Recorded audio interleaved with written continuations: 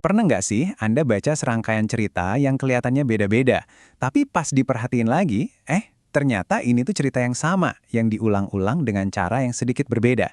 Nah, itulah yang akan kita bedah hari ini dari salah satu surah yang paling kaya cerita di Al-Quran, Surah Hud.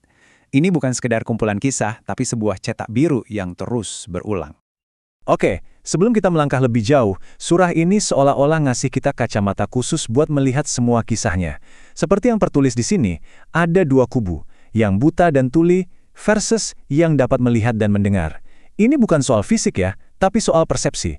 Siapa yang nangkep pesannya, dan siapa yang sama sekali nggak ngeh. Pertanyaan ini bakal jadi kunci buat memahami semua yang terjadi selanjutnya. Oke, bagian pertama, cetak biru sempurna. Jadi sebelum kita ketemu sama para nabi dan kaumnya, teks ini melakukan sesuatu yang keren banget. Dia ngejelasin aturan mainnya dulu. Anggap aja ini adalah kode sumber atau source code abadi yang bakal jadi dasar dari semua cerita yang akan kita lihat. Ayat-ayat awalnya langsung menegaskan kalau ini bukan sekedar dongeng. Teks ini tuh kayak mesin yang dirancang dengan presisi tinggi, di mana setiap ayatnya disempurnakan lalu dirinci. Tujuannya bukan buat menghibur, tapi buat menyampaikan sebuah ide besar dengan cara yang paling jelas. Dan inilah dia perangkat lunak inti yang akan kita lihat di-install berulang kali. Pesannya tuh simple banget dan punya 3 bagian. Pertama, fokus pada satu pencipta saja. Kedua, introspeksi, minta maaf atas kesalahan, dan perbaiki diri. Dan yang ketiga, ini penting banget. Si pembawa pesan nggak punya agenda pribadi. Mereka nggak minta imbalan apapun. Ingat ya 3 poin ini, karena kita bakal lihat ini lagi dan lagi. Nah, kita masuk ke bagian 2, satu pesan banyak rasul. Disinilah kejeniusan strukturnya mulai kelihatan. Pesan inti yang barusan kita bahas, itu bukan program yang cuma dijalankan sekali. Justru sebaliknya, program yang sama persis ini diinstal di terminal yang beda-beda.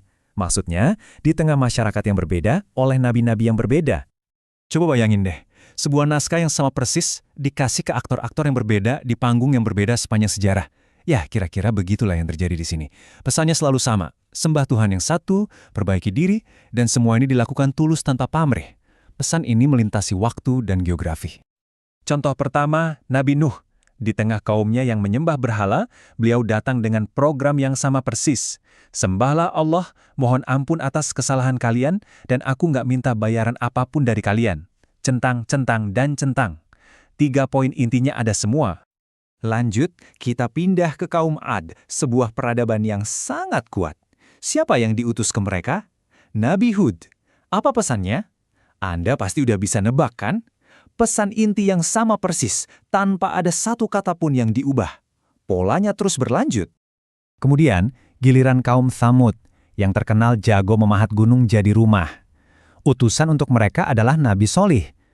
Dan sekali lagi, kita lihat pesan yang super konsisten ini disampaikan. Nggak ada tuh penyesuaian buat budaya mereka, nggak ada perubahan buat zaman mereka. Pesannya tetap murni. Dan contoh terakhir dalam rangkaian ini adalah Nabi Syuaib kepada kaum Madian yang terkenal suka curang dalam bisnis. Pesannya, ya tentu saja, sama. Jadi pesannya jelas dan konsisten. Tapi pertanyaannya, gimana respons yang diterima? Masuk ke bagian 3, pola penolakan. Kalau pesannya itu perangkat lunak yang sempurna, maka respon dari kaum-kaum ini adalah kesalahan sistem atau sistem error yang sama berulangnya. Ternyata, bukan cuma pesannya yang berpola, penolakannya pun punya cetak biru sendiri. Coba lihat deh kontras yang luar biasa ini. Di satu sisi, para nabi datang dengan argumen yang jelas, logis. Di sisi lain, para penolaknya merespons dengan argumen yang itu-itu lagi. Ini adalah benturan antara seruan kebenaran dan pertahanan tradisi, antara iman dan kesombongan. Dengerin deh kesombongan dalam kata-kata kaum Nuh ini. Pengikutmu itu cuma orang-orang rendahan di antara kami. Kami anggap kamu semua pembohong. Ini bukan lagi perdebatan ide. Ini udah serangan personal dan berbasis kelas sosial. Mereka nggak menyerang pesannya, tapi status sosial para pengikutnya. Bagian 4, keadilan dan konsekuensi. Jadi, apa dong yang terjadi kalau perangkat lunak yang sempurna ketemu sama kesalahan sistem yang terus-menerus? Ya, sistemnya akan menjalankan proses debug. Konflik antara pesan dan penolakan ini nggak dibiarkan menggantung, ia selalu bergerak menuju sebuah resolusi. Dan prosesnya itu ngikutin 5 langkah yang bisa ditebak. Langkah 1, pesan disampaikan. Langkah 2, para pemimpin menolak dan mengejek. Langkah 3, sebuah peringatan terakhir diberikan. Langkah 4, masyarakatnya sengaja melanggar batas. Dan akhirnya, langkah 5, konsekuensi tiba. Memisahkan antara yang percaya dan yang menolak. Meskipun detail kesalahannya beda-beda, ada yang sombong, ada yang curang dalam ekonomi, ada pembunuhan simbolis, hasil akhirnya selalu sama. Pola ini nggak bisa dihindari. Mereka yang menerima pesan diselamatkan, dan mereka yang keras kepala menolak bakal menghadapi konsekuensi yang menghancurkan. Nama dan tempat boleh beda, tapi hukum sebab akibatnya tetap sama. Bagian 5. Pelajaran abadi. Setelah semua kisah tentang pesan, penolakan, dan kehancuran ini, mungkin kita jadi nanya, buat apa sih ini semua diceritain berulang-ulang? Kenapa harus diulang? Nah, teks ini nggak membiarkan kita menebak-nebak. Di bagian akhir, ia memberikan berkas ritmi atau petunjuk penggunaannya. Ternyata, tujuan dari semua pengulangan ini bukanlah untuk mencatat sejarah.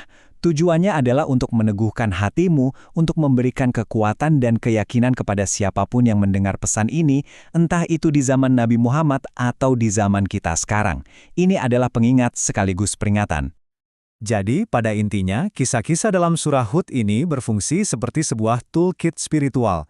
Mereka adalah perisai untuk hati, mercusuar di tengah kebingungan moral, dan kompas yang menunjukkan bahwa pada akhirnya, kebenaranlah yang akan menang. Ini adalah pelajaran yang fungsional, bukan sekedar cerita pengantar tidur. Dan ini membawa kita pada pertanyaan terakhir. Surah ini pada dasarnya bilang, ini cetak birunya, pola ini abadi. Jadi, tantangannya bagi kita adalah, bisakah kita melihat pola yang sama sedang bermain di dunia kita saat ini? Di mana kita melihat seruan kebenaran yang jelas? Di mana kita melihat pola penolakan yang sama, kesombongan, tradisi, dan ejekan? Dan yang paling penting, ke arah mana semua ini bergerak? Teks ini seolah menantang kita untuk tidak hanya menjadi pembaca, tetapi juga menjadi pembaca pola.